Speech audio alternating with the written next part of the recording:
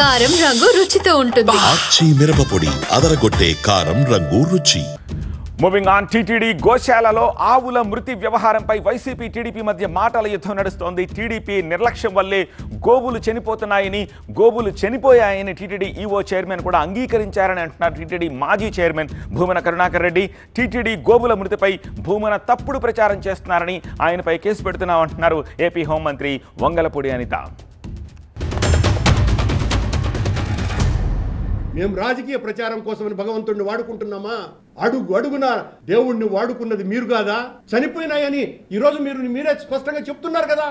మీరు చెప్తున్నటువంటి సంఖ్య కంటే ఎక్కువ చనిపోయినాయి అన్నదే ఇప్పటికీ కూడా నా మాట. నేను అక్కడ కూడా ఎక్కడ తగ్గటం లేదు. ఖచ్చితంగా అంతకంటే ఎక్కువ చనిపోయినాయని. రోజుకు 1500 లీటర్ల పాలు కొండకు వెళ్తున్నాయి శ్రీవారి నైవేద్యాలకు. అవి 500కు దిగజారిపోయినాయి. ఎందుకు దిగజారినాయి అన్నటువంటి ప్రశ్నకు సమాధానం ఎక్కడా?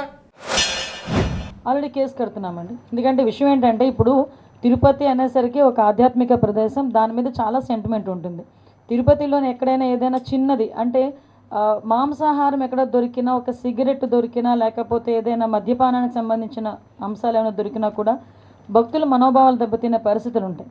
అటువంటి సిచ్యువేషన్స్లో ఒక అబద్ధపు ప్రచారాన్ని నిజం చేయడానికి వాళ్ళు చేస్తున్న ప్రయత్నాలు, సాక్షాత్తు ఇంతకుముందు ఆ తిరుమల తిరుపతి దేవస్థానం చైర్మన్ చేసిన వ్యక్తి బయటకు వచ్చి ఆ తిరుమల తిరుపతి దేవస్థానం తాలూకా ప్రాధాన్యత, దాని తాలూకా సెంటిమెంట్ తెలిసిన వ్యక్తిగా ఆయన అటువంటి కామెంట్స్ చేసేటప్పుడు ఆయన సెన్స్ పనిచేయాలి, చిత్తశుద్ధితో ఉండాలి.